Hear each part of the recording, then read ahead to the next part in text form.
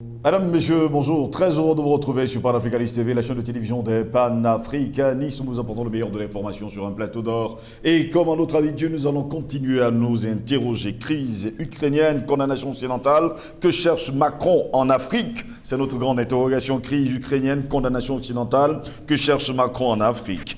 La Russie a empêché l'adoption d'une résolution condamnant au Conseil de sécurité de l'ONU le retour des régions de Donetsk, Lugansk, Zaporizhzhia et Kherson dans la Fédération de Russie. 4 pays se sont réfugiés dans l'abstention: l'Inde, la Chine, le Brésil et le Gabon. Une résolution du Conseil de sécurité de l'ONU visant à condamner donc le retour dans la Fédération de Russie de 4 de ces territoires n'a pas pu être adoptée le vendredi 30 septembre dernier. La Russie opposant son veto sur les 15 États membres de cette instance, 5 membres permanents et 10 qui sont élus pour des mandats de 2 ans. 10 ont voté pour la condamnation de cette décision qui avait été annoncée le jour même par Vladimir Poutine.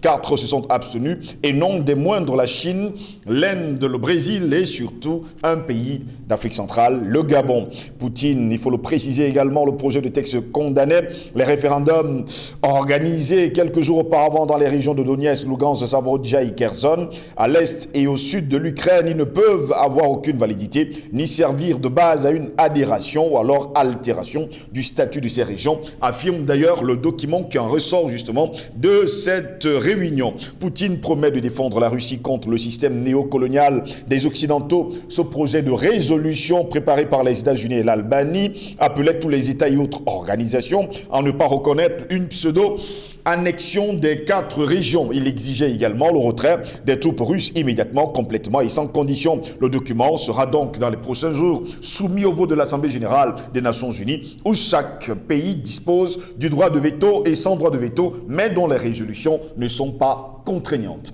Pendant ce temps, justement, après avoir pris cette décision, Emmanuel Macron appelle à gauche et à droite les États africains à voter justement pour la condamnation de la Russie. Une question cependant: est-ce que les États africains vont justement se lancer dans les condamnations d'un partenaire privilégié qu'a toujours été la Russie? Il faut dire également que si le veto russe au Conseil de sécurité ne faisait aucun doute, les yeux étaient tournés vers la Chine, officiellement neutre mais qui apporte depuis le début de l'opération militaire spéciale en Ukraine, le 24 février dernier, un soutien politique et économique important à la Russie. Elle s'est finalement abstenue ce vendredi et on se demande bien pourquoi. Toute action du Conseil de sécurité doit favoriser l'amélioration de la situation et la résolution de la crise plutôt que d'intensifier les conflits et exacerber la confrontation, a commenté l'ambassadeur chinois Zhang Jun. Il a toutefois répété que Pékin défend la souveraineté et l'intégrité territoriale de tous les pays. Mais qu'est-ce que cela signifie? En tout cas, nous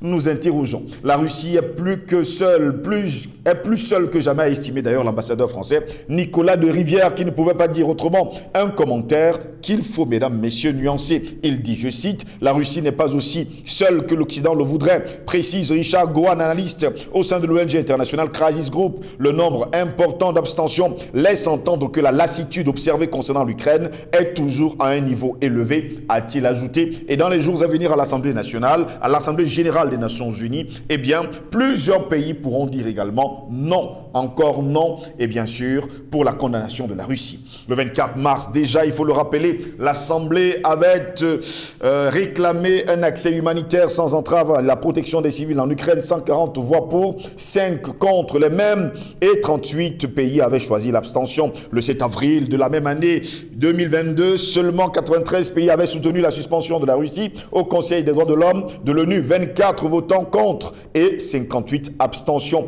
Pendant ce temps, on attend encore de voir ce qui va se passer dans les jours à venir. Eh bien, pendant ce temps, mesdames, messieurs, les sanctions contre la Russie continuent et nous nous interrogeons: que cherche Emmanuel Macron en Afrique? Du soutien, des vivres ou la recolonisation? Dans tous les cas, les peuples africains ont vomi la France et ils ne veulent pas entendre parler de celle-ci. Seulement, il y a quelques chefs d'État africains qui ont pris l'initiative de suivre, il faut le dire, Emmanuel Macron dans son rêve, son utopie. Il s'agit d'Alassane Dramane Ouattara, il s'agit également de Mohamed Bazoum qui le suit justement derrière, et sans oublier Embalo Sissoko qui, jusqu'à preuve de contraire, veut en tout cas voir Emmanuel Macron revenir sur le sol africain. Mesdames, messieurs, nous nous interrogeons dans ce matin: crise ukrainienne, condamnation occidentale, que cherche Macron en Afrique? En tout cas, c'est notre grande interrogation. Et pour répondre à nos questions, nous sommes avec le président Bandakani ce matin. D'ailleurs, c'est l'après-midi déjà. Il est avec nous. Il a fait les pieds des mêmes poètes là ce matin. Président Bandakani, bonjour, bienvenue à vous. Bonjour mon cher Jocelyn Goss. Vous savez que le plaisir est toujours le mien quand je suis à côté de vous, dans le cadre de cette pédagogie universelle qui s'inscrit dans une très très vieille tradition multimillénaire de lutte pour la dignité de l'Afrique et des Africains, de l'homme noir, mais surtout pour la sauvegarde de l'humanité. Nous sommes les continuateurs d'illustres prédécesseurs qui nous ont laissé un patrimoine historique qui nous inspire dans ce travail que nous faisons et qui devrait être la seule source d'inspiration, du moins la source d'inspiration majeure pour comprendre les enjeux du monde. C'est notre histoire, c'est l'histoire de l'Afrique, l'histoire mère de l'humanité, mais aussi l'histoire de référence qui permet de démystifier, de cerner tous les gigantesques aventures propagandistes qui s'abattent sur nos consciences pour nous empêcher d'avoir de la lucidité en termes d'analyse. Le panafricanisme, c'est ça. Le panafricanisme s'abreuve à cette très très vieille source. Et ça qui nous donne de la hauteur pour regarder les enfants comme Macron et des trucs que vous venez de citer là, que vous appelez chef d'État. Les regarder vraiment avec beaucoup de mépris et ne pas s'attarder dessus. Donc, merci de m'avoir invité, mon cher Gislain. Je salue tous ceux qui sont attachés à notre chaîne, qui fait son bonhomme de chemin. Je tire un chapeau aux techniciens, à tous ceux qui travaillent en coulisses, qu'on ne voit pas, pour que nous puissions faire les émissions, au standard, à ce niveau de standard provisoire, parce que le meilleur est à venir. Le meilleur, justement, reste à venir. Président Bandakani, bienvenue à vous également à cette autre édition de Parole panafricaniste. Nous nous interrogeons crise ukrainienne, condamnation occidentale que cherche Macron en Afrique. Il faut préciser par ailleurs, Président Bandakani, que depuis un bon bout de temps, on parle de condamnation des pays africains qui ne veulent pas soutenir l'Occident dans sa marche, on va le dire comme ça, pour condamner l'Ukraine. D'ailleurs, des résolutions ont été prises du côté des États-Unis d'Amérique pour condamner tout pays africain qui va justement se lier d'amitié avec la Russie. Autre chose également ces derniers jours, ces derniers temps également, les États-Unis ont pris la décision de suspendre leur aide aux pays africains qui prendront l'initiative de dire non à ce que l'Occident veut faire, on va le dire comme ça, à la Russie. Vous, qu'est-ce que vous en pensez? Mais vous nous demandez qu'est-ce que Macron cherche en Afrique. Oui. C'est la question que vous posez. Mais il cherche ce qu'ils sont venus chercher depuis. Il est le représentant de toute cette dynastie criminelle qui se sont enrichis en tuant les Africains, en niant l'histoire de l'Afrique, en déniant à l'Africain et à l'homme noir son statut d'humain, en confisquant nos ressources, en confisquant nos terres et en construisant une science et une théorie du mensonge qui corrobore et légitime le crime, le plus long crime de l'histoire de l'humanité. C'est ce qu'il vient chercher, puisqu'il est le représentant de toute cette dynastie qui vivent de ce long malheur, de cette abjection qui ne veut pas s'arrêter. Oui. Il est le représentant. Donc, en tant que représentant de ces familles-là, de ces dynasties-là, de ces multinationales-là, de ce système, de ce méga-système international, qui est une authentique criminocratie, comme j'aime le nommer, il vient chercher ce qu'ils cherchaient depuis, ce qu'ils ont conquis depuis, mais avec un langage d'aujourd'hui, en utilisant les mots qui collent à l'actualité d'aujourd'hui. C'est ce qu'il vient chercher. La dernière référence, s'il faut parler de ce type, c'est son discours à l'ONU. Il dit un chef-d'œuvre de mensonge, une pierre trop sophistique. Vous savez que la sophistique, c'est un mensonge qui a les apparences de la vérité. Exact. Alors, on voit quelqu'un qui est insignifiant à tout point de vue, mais qui veut se donner une envergure qu'il n'a pas, et qui ne peut même pas assumer dans le contexte géopolitique actuel. Présenter la France comme le pays de la paix, le pays qui refuse un retour à l'âge des impérialismes, le pays qui dénonce l'impérialisme russe, heureusement dans une salle vide. Parce qu'on voyait quelqu'un extrêmement décousu, un individu détérioré, au sens où la contradiction qui se voyait à vue d'œil dans la salle, de quelqu'un qui est monté sur des chevaux pour tenir un discours que personne ne peut écouter, que son pays n'incarne même plus et ne peut pas incarner à cause de l'incompétence de ses dirigeants, à cause de l'inconsistance de ses élites, dont lui il est la figure majeure, en termes d'inconsistance, en termes d'abjection, en termes de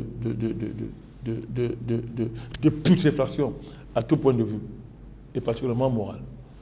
Voir la France venir se mettre à l'ONU pour dire vraiment,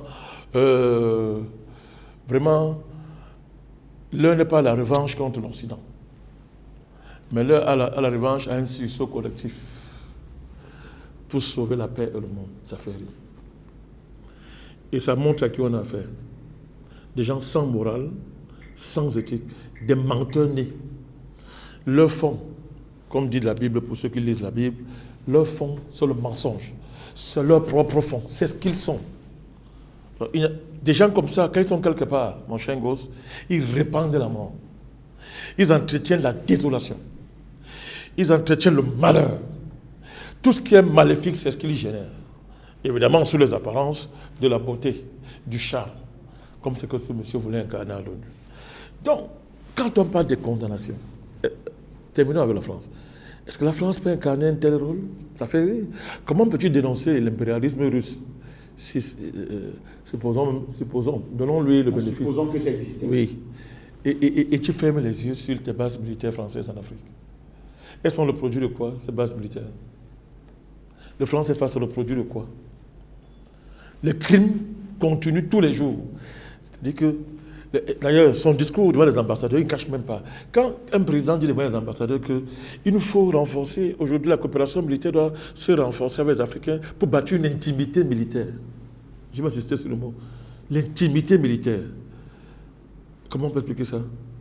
Quelle est l'intimité militaire qui peut lier les Africains, les armées africaines, à l'armée française? Sont-ce des mêmes pays? Du tout. Est-ce que la France, c'est le Cameroun, c'est le Mali, c'est le Tchad, ce sont les mêmes pays? Non.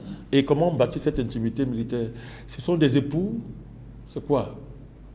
Si ce n'est pas le stage suprême de l'impérialisme qui va jusqu'à construire les intimités des pays. Mais celui qui le dit, c'est-à-dire, il attaque la Russie et il ferme les yeux sur tout ça, mon cher gosse. Pendant qu'il parle de la Russie, l'Europe est sur l'impérialisme américain. L'Europe ploie. L'Europe meurt. Ils sont moins que des vassaux de l'impérialisme américain. Il fait l'impasse dessus. Donc, l'OTAN, qui a transformé l'Europe en une femme de ménage de Washington, n'est pas un impérialisme. C'est une alliance. C'est une alliance militaire. Et à la Russie, on interdit à la Russie de bâtir aussi des alliances. Quand le monde sort de la guerre froide, le pacte de Varsovie, les Russes avaient un naïf, père son ami n'est plus là, Gorbatchev, il faut l'appeler seulement naïf, pour ne pas dire plus. Il croit au fanfaronnage des Occidentaux. Il démentait le pacte de Varsovie, et en retour, la récompense, par rapport à toutes les promesses qu'on lui a faites, c'est le maintien de l'OTAN. À quoi sert l'OTAN dans le monde? Quelle est la valeur ajoutée de l'OTAN dans le monde en termes de paix? Si ce n'est préparer la guerre dans le monde, si ce n'est organiser la destruction du monde par l'imposition d'une hyper-hégémonie américaine et par tous les moyens les plus absurdes.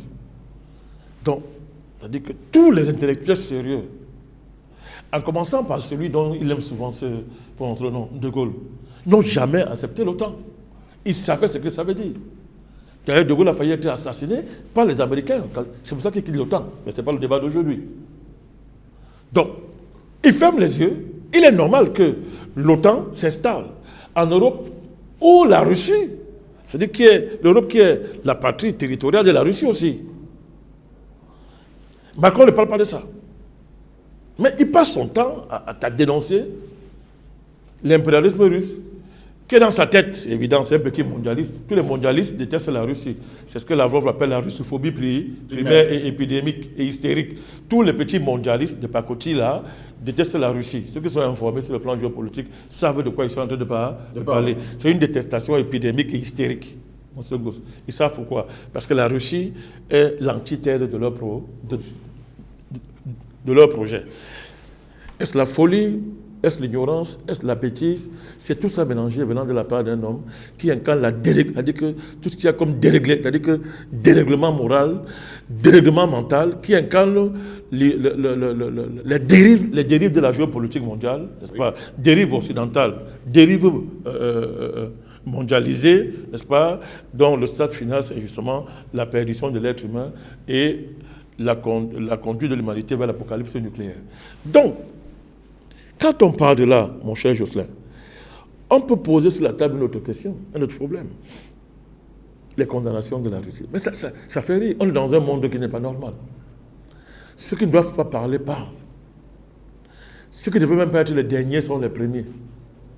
Et se placent devant les gens. Les Macron, les Joe Biden, les Trudeau, les Ursula von der Leyen, toute cette racaille qui ne devrait même pas parler dans un monde digne de son nom qui s'assume. Ceux qui parlent, ceux qui donnent les directives. Je vous ai dit que c'est le problème fondamental de l'autre monde. C'est la contradiction fondamentale de l'autre monde. Cette inversion des paradigmes et des principes qui fait que des gens comme Macron parlent devant les gens. Le Joe Biden dirige le monde. Je voulais dire diriger. Vous osez condamner la Russie? D'abord, je voudrais faire une précision qui est claire. Faites un sujet là-dessus, je vais venir démontrer ça. La Russie n'a pas violé le droit international. Il n'y a pas de violation de droit international. Je vais surprendre les gens en leur disant, mais je l'assume, je dis, faites un sujet, je vais démontrer. Si ce qu'on appelle droit international a un sens. Oser dire que la Russie a violé le droit international, ça me fait rire. Bon, et même s'il l'avait fait, qui condamne la Russie? Qui demande de condamner la Russie? Les Américains. Les Américains, mon cher Jocelyn, dans un monde normal, ce pays, cet État serait au banc de la communauté mondiale. C'est-à-dire qu'on aurait érigé une muraille, plus que la muraille de Chine, pour préserver la santé mondiale. On les met à l'écart, c'est-à-dire on élève une barrière qui nous sépare de cet État voyou, criminel, à tout point de vue. L'Amérique ose condamner la Russie, demain qu'on condamne la Russie. Tous les crimes, c'est un État criminel qui est né dans le crime des États-Unis. Oui. Génocide des Amérindiens. Assassinat de dirigeants dans le monde. En Amérique latine, on ne peut pas compter dans le cadre de la guerre froide. Et avant, il y a un excellent livre que vous deviez lire. L'assassin économique. C'est John Perkins. Allez lire ce livre. Et vous allez vous demander dans quel monde on est. Pour que des dirigeants américains parlent de nos gens. Si les gens étaient informés de qui on appelle dirigeant américain, c'est qui l'État américain, mais on ne mettrait aucun Américain nulle part sur cette terre. On les chasserait, on devait les pourchasser parce qu'il ne faut pas partir de la communauté humaine. Jocelyn Gosse. Allez lire John Perkins, et il n'est pas le seul. Allez seulement lire ça. Vous aurez froid au dos. Ce qu'ils ont fait à l'Équateur, ce qu'ils ont fait au Panama, ce qu'ils ont fait partout en Amérique latine. Comment ils ont imposé au pouvoir des gens comme les Pinochet. En assassinant dans son palais à l'Inde, si on prend seulement ce cas-là. Des guerres qui ont fomenté, la guerre du Vietnam, elle dit créée sur la base de mensonges. Ils déversaient l'argent orange. Des armes pas possibles. Ce pays-là ose parler. Mais parce qu'il y a très peu d'hommes sur la terre, Jocelyn Goff. Il n'y a pas d'hommes sur la terre, il faut le dire. Il y a très peu d'hommes sur la terre. Les Américains, l'État américain, ces gens, ne devaient pas s'asseoir avec des êtres humains sur cette terre. À partir du moment où on estime qu'on doit condamner la Russie. C'est parce que nous ne sommes plus normaux sur terre que des trucs comme ça peuvent se passer. C'est parce qu'on est dans un endroit qu'on appelle l'ONU. Quelque chose d'étrange, un monstre, que des trucs comme ça peuvent se passer. Mon cher Jocelyn. Les Américains, qu'est-ce qu'ils ont fait en Yougoslavie? Comment a-t-on inventé cet État fantoche qu'on appelle Kosovo? Sans prendre seulement ce cas. Vous voulez qu'on parle de l'Irak? Vous voulez qu'on parle de la Libye? Jocelyn? Vous voulez qu'on parle de la loi qu'ils viennent de voter en plein 21e siècle? ce qu'on appelle le congrès d'un État voilu comme les États-Unis, vote une loi, ça devient légal. Élève au niveau de la légalité d'un État. Et comme politique étrangère, la condamnation des États qui veulent collaborer avec un autre État. Quand nous marchons là dehors, il faut qu'on soit honnête, il y a très peu d'hommes dans le monde et très peu d'hommes en Afrique. Moi, je suis clair, depuis, il n'y aurait plus eu un ambassadeur américain dans un pays africain. Il faut le chasser. Parce que vous ne votez pas dans votre Parlement une loi qui interdit à d'autres États de collaborer avec qui veut. C'est une déclaration de guerre, Jocelyn Gaulle. C'est un acte de guerre. Jusqu'à aller dire qu'on va sanctionner les individus, y compris les assassiner, y compris renverser les États. Allez lire cette loi.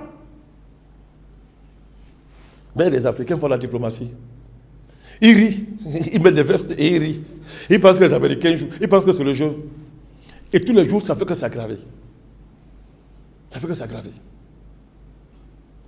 On parle de condamnation. À l'heure où, mon Dieu, à l'heure où tu veux condamner la Russie, tu fais pression sur les États pour qu'ils ne s'expriment pas librement. Mais c'est quoi ça? Mais c'est la pire sauvagerie. Ce sont des sauvages, ce sont des barbares. Comment ça dit que vous dites que vous êtes démocratie, non? Oui. Mais pas les Africains veulent les imiter. Tous ces gens qui fanfaronnent dans les réseaux sociaux, démocratie, des mandats tu pars, élection démocratique. Bon, voilà la démocratie qui vote une loi pour interdire aux gens de choisir librement leur partenaire. Et c'est une démocratie qui fait une pression énorme sur les États pour condamner la Russie. Qui? Si on considère que la Russie a envahi l'Ukraine, parce qu'il y a des mots que l'on n'utilise pas. Alors, dès que les Occidentaux utilisent un mot, les gens normaux n'utilisent pas. Je dis bien, quand les médias occidentaux utilisent un mot, les gens normaux ne l'utilisent pas. Si on l'utilise, c'est pour mettre ça à sa place. Parce que nous ne sommes pas pareils avec les gens comme ça, mon cher Jocelyn. Donc, si on considère que la Russie doit envahir l'Ukraine, mais comment on peut fermer les yeux sur ce que les Américains ont fait en Yougoslavie et qui continuent à faire dans le monde, comme par exemple cette loi qui vient de voter, mon cher Jocelyn.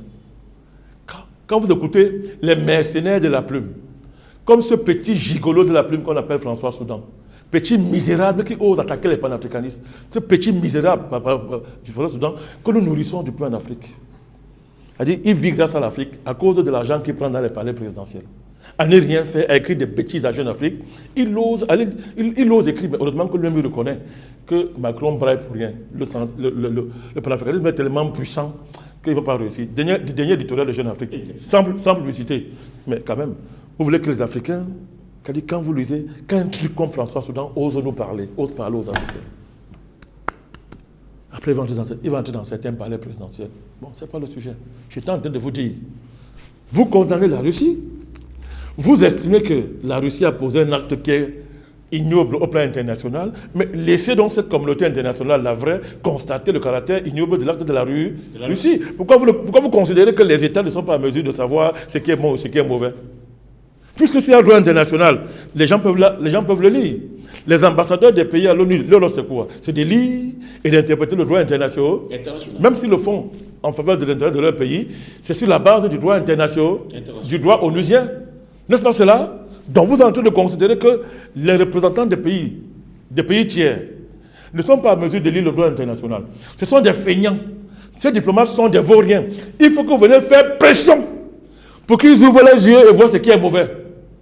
Mais ce ne sont pas les gens, ce sont des fumeurs, ce sont des drogués. Ils sont malades, Jocelyn Gaulle. Ce sont des malades. L'État américain est gouverné par des malades. Il ne faut pas avoir peur de le dire. L'humanité n'aura pas de paix tant qu'on n'aura pas réglé la question des Yusa. C'est ça le problème. Le problème du monde, ce sont les États-Unis. Il ne faut pas avoir peur de continuer. Ce sont des histoires. La France, c'est un sous-impérialisme. Le problème du monde au XXIe siècle, c'est le pays qu'on appelle Yusa. Sa destruction est à l'ordre du jour. Et nous, on assume ce qu'on dit. Et les gens vont voir ce pays-là se détruire. Les gens qui pensent que le monde a commencé avec les États-Unis, ils vont se rappeler que l'humanité traîne derrière elle des milliers d'empires dans les cimetières. Parce qu'ils ont été arrogants. Ils se sont pris pour l'horizon indépassable du monde. La destruction des États-Unis est à l'ordre du jour. Si le monde va avoir la paix. Et tout patriote, tout homme sérieux qui a une vision de l'humanité ne peut que soutenir Poutine, qui au moins a eu le courage de se lever contre cette timocratie mondiale qu'on appelle les États-Unis et tous ces valeurs européens, dont M. Macron. C'est de cela qu'il s'agit. Je suis en train de vous expliquer quelque chose. Est-ce qu'on considère que les Nations Unies sont quand même... Là-bas, il y a des États, il y a des diplomates, des gens qui savent lire, qui ont appris le droit international, qui savent l'interpréter, mais laissez-les choisir librement leur camp. S'ils estiment que les Russes ont fait du mal, ils vont choisir. Vous menacez pourquoi? Vous menacez parce que vous savez que vous êtes faux. Votre cause n'est pas juste.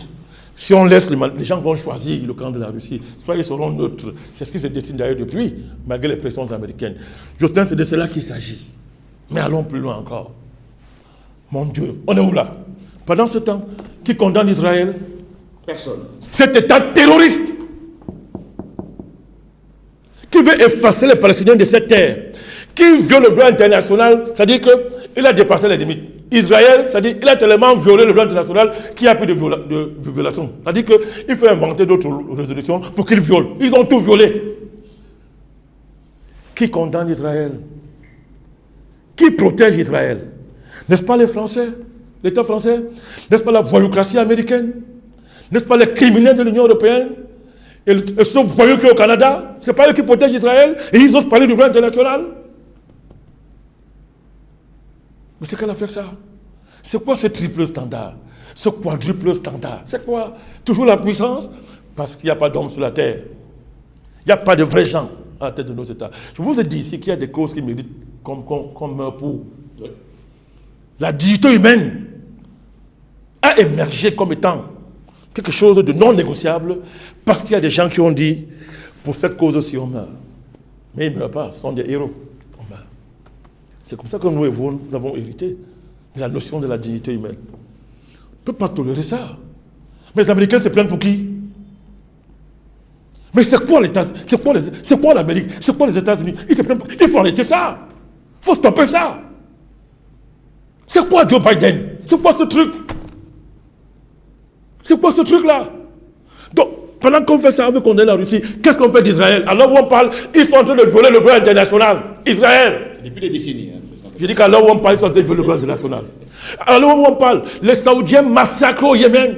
Les morts se comptent par centaines de millions au Yémen. Silence sur le Yémen. Pourquoi? Ça arrange la France.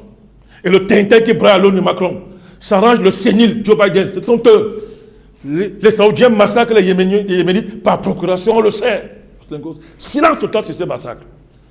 Les Yéménites là, ce sont des cafards? Est-ce que les Yéménites sont des êtres humains? Ce sont des humains. Ah bon? Je crois que c'était des cafards. Ce sont des cafards, les Yéménites. Pourquoi les Ukrainiens sont plus importants que les Yéménites? C'est-à-dire à l'heure où on parle. À l'heure où on parle, l'État, un des alliés, les alliés de ces gens-là, à l'heure où on parle, si vous prenez le cas de l'Azerbaïdjan, qu'est-ce qu'il est en train de faire? Il est en train de massacrer les Arméniens, enfants chéris de la France. Puisque la France veut stopper le monde entier depuis des années parce qu'il faut reconnaître le génocide arménien. Je ne vous apprends rien. La France est en première ligne pour la reconnaissance du génocide arménien. Pendant que la France est en train de se battre, parlons comme ça, pour la reconnaissance du génocide arménien, l'Azerbaïdjan massacre les Arméniens. Alors nous parlons, et c'est leur allié en Ukraine. Alors nous parlons. Le drogué de Kiev, il vient de faire tirer sur des manifestants pacifiques en Ukraine parce qu'ils veulent aller en Russie. 30 morts, alors nous parlons. 30 morts. Vous avez ça dans un média européen? Du tout. Ce genre de sujet n'intéresse pas les criminels en col blanc qu'on appelle journalistes aux États-Unis, dans ces pays-là. Personne n'en parle. Mais c'est quoi ça? C'est quelle affaire? Qu'est-ce que la Russie a fait? La Russie a fait quoi? La Russie a fait quoi? Donc, tout ça, mon cher gosse, montre que notre monde n'est pas en santé. Notre monde est dans un état de dérèglement très avancé. La moralité de notre monde, son éthique est complètement déréglée. Pourquoi? Parce que ceux qui s'imposent comme leaders du monde sont des criminels. Ne sont pas dignes de parler au nom du monde. Ce sont des vendus. Et ils conduisent ce monde vers sa perte. Mais ça n'arrivera pas. Parce que nous, on est là pour le leur appeler tout le temps. Et ils voient. Ils n'ont pas créé le monde. Qui t'a fait avec leur théorie pseudo-scientifique de l'évolution, Big Bang, ces bêtises qu'ils racontent aux ignorants là. Ils n'ont pas créé le monde les dépasse. Et leurs jours sont comptés. Finalement, le bien est devenu le mal et le mal est devenu le bien. Macron est-il venu justement, ou alors appelle-t-il les chefs d'État africains, leur met-il la pression finalement pour condamner la Russie dans les jours à venir à l'Assemblée Générale des Nations Unies? Qu'appelez-vous chef d'État africain? Allez savoir. Non, mais excusez-moi, je n'ai pas de questions à poser, mais ma question, c'est en même temps une réponse. Qu'appelle ton chef d'État africain? Il y a longtemps, et maintenant c'est devenu urgent, il faut sélectionner en Afrique qui est digne d'être appelé chef d'État. Nous pouvons différer ce travail. Parce que si vous appelez chef d'État Embalo Sissako, vous avez des problèmes. Ça veut dire que ce que ce petit Tintin fait, il faut qu'on se taise, on applaudit.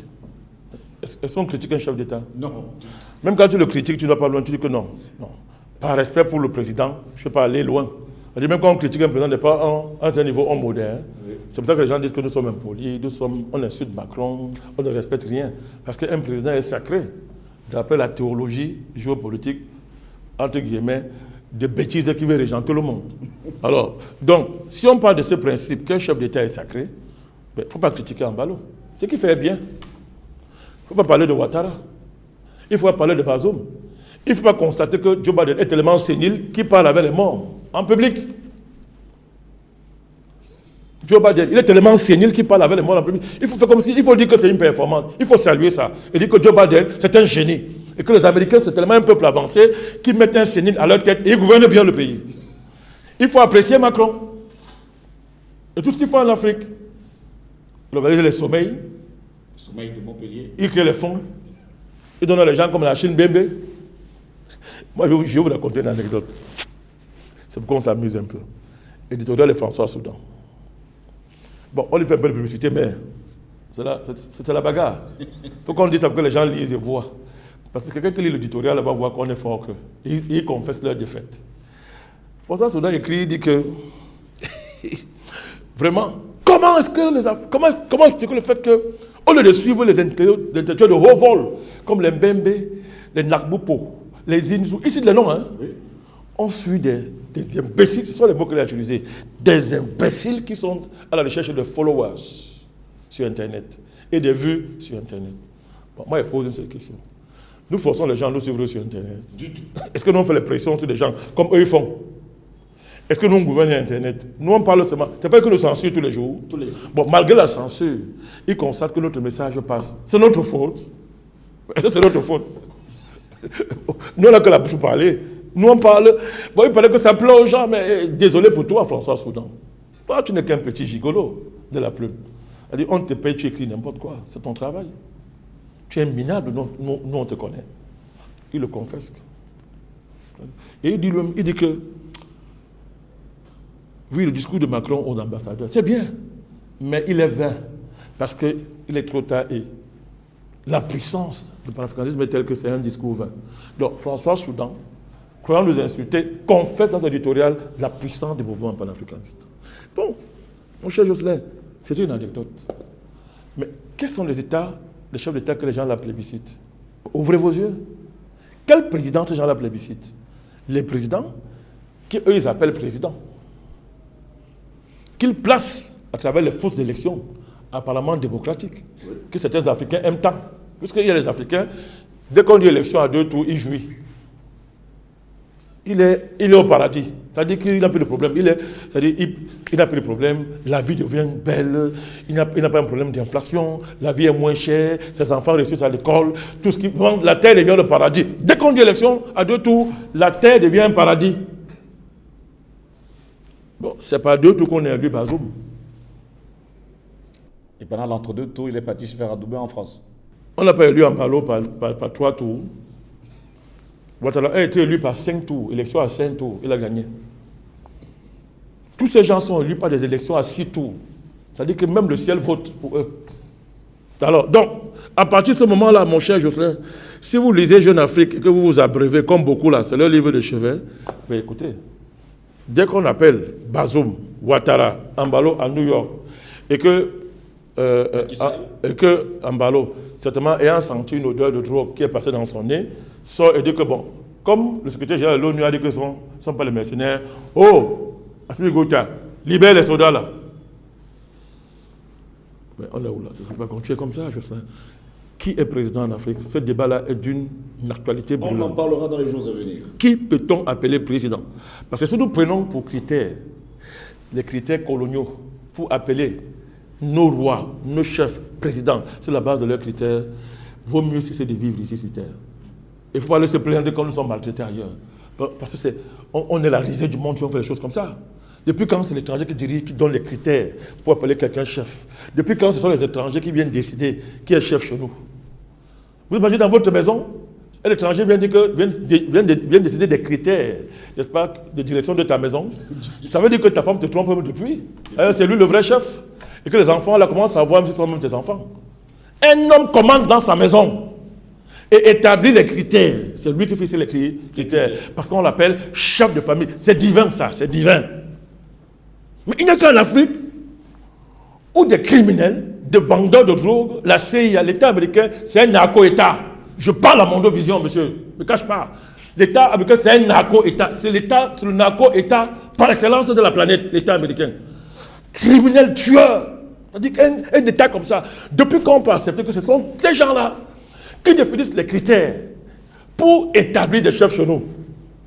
Ça commence là, Jocelyn. Ça commence là. La géopolitique commence là.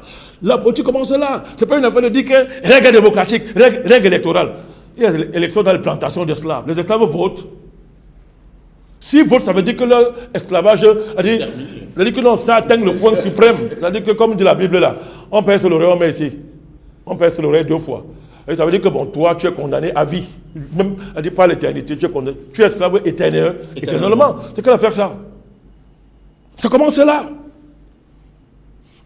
Le pouvoir en Afrique n'aura de sens que le jour où nous allons retrouver la capacité de fixer indépendamment nous-mêmes les règles pour savoir qui peut être le chef chez nous. Ce n'est pas l'Union européenne qui a à nous de le faire. Ce n'est pas une déléguée mentale comme Ursula von der Leyen qui doit le faire. Un truc comme ça, il connaît quoi? On doit le voler, truquer son CV. Pour ne pas dire plus. Qu'est-ce qu'il connaît? Un truc comme Macron. Macron, il fait le sommet, il parle même devant les Africains. Macron. Vraiment Macron? Quelqu'un qui dit que le problème de l'Afrique, c'est que les femmes accouchent trop. Et on appelle l'intellectuel de haut vol, Achille Mbembe, qui est l'ami d'un type comme ça. Ils ont déjeuné ensemble. Mais ils déjeunent même tous les jours. En plus, ils sont même fraternes. Celui qui a parlé, hein, ils sont fraternes. Pour le commentaire qu'ils ont dit. Bien sûr. Non, quand ils déjeunent avec Macron, il jouit. Mbembe, c'est ça l'afropolitanisme. Il a écrit 300 livres pour aboutir à ça. Il a travaillé pendant des années, il est universitaire, il a fait des recherches. Le but est de déjeuner avec Macron et d'être à la tête d'un sommet de Montpellier où on rassemble les problèmes de l'Afrique. On donne à Macron pour qu'il les règle. Macron! C'est-à-dire que Macron, même les Français ne considèrent pas ce voyou comme leur président. Malgré le trucage, il n'a pas de majorité en France. Bembe a appelé à voter pour lui. Au nom de l'afropolitanisme et du cosmopolitisme, donc Bembe maintenant vote en France. Il vote pour lui. Il est contre les Le Pen et les Mélenchon. Il faut voter Macron pour sauver la France. Bembe et consorts, ils ont voté. Alors Macron, les Français disent que tu peux être le président. C'est ce que les Français disent. Si c'est une démocratie, est-ce qu'on tient compte de ça? Oui, c'est ce que les Français disent. Voilà quelqu'un qui n'arrive même pas, il n'est pas majoritaire chez lui. Les Français le rejettent. Et il vient régler nos problèmes. Mais ça va arriver. Et il vient régler nos problèmes. Jocelyn Goss. Mais il y a quelque chose qui ne va pas. Quelque chose ne va pas en Afrique, il faut régler ça. On ne peut pas appeler Bazoum président. Vous appelez Bazoum président, libérez tous les voleurs qui sont dans les prisons. Ils ne sont pas des voleurs. Libérez tous ces gens qui sont condamnés pour tel ou tel délit. Ils n'ont rien fait. Vous appelez Ambalo Sissako président. Sissoko quoi? Sissoko. Des noms comme ça. Vous appelez un type comme ça président, libérez tous les voleurs, ils n'ont rien fait. Vous appelez Ouattara président, Ouattara. Mais ça parce qu'un homme se prend pour ce qu'il n'est pas, qu'il faut le considérer comme tel. Ouattara est libre de croire qu'il est un économiste. C'est son droit le plus absolu. Les fous ont des droits. Je dis que les fous ont des droits. Mais est-ce normal que nous, on considère Ouattara pour quelqu'un qui peut s'asseoir à l'Afrique, on parle de lui? Alors qu'on voit tout ce qu'il fait, on voit comment il est arrivé au pouvoir. Donc moi, Malakani, tu vas appeler Ouattara. Monsieur le Président, moi, Malakani. Écoutez, je suis un homme digne. Les Africains sont des hommes dignes. Les gens qui revendiquent une filiation à un vrai Dieu sont dignes. et qu'on a une histoire comme celle de l'Afrique, on est dit. Ce ne sont pas des présidents, ça. On va classifier désormais qui on peut appeler président en Afrique. Parce que l'opinion publique africaine que nous avons construite, elle est puissante au jour le jour. Ça s'impose à tout le monde dans le monde. Cette opinion publique africaine, afro-mondiale, ne dépend d'aucun président. Je répète, ne dépend d'aucun chef d'État. S'ils vont faire leur complot avec les Blancs, s'ils vont s'asseoir dans les sommets, ça leur regarde. Mais nous, on a notre part à dire. Et tant qu'on aura le souffle de vie, nous allons appeler les Ambalo pour rien. Les Ouattara, les Bazoum et consorts, on va dire que vous n'êtes pas des chefs d'État. Vous êtes des renégats au service de la pègre internationale. C'est de cela qu'il s'agit, mon cher Zo. Et alors, ils n'ont qu'à voir, dans le continent, cette vague puissante qui monte, qui tous les jours renverse des incompétents, des voyous, qu'on a mis à la tête de leur pays. Cette vague-là, elle n'est qu'au commencement.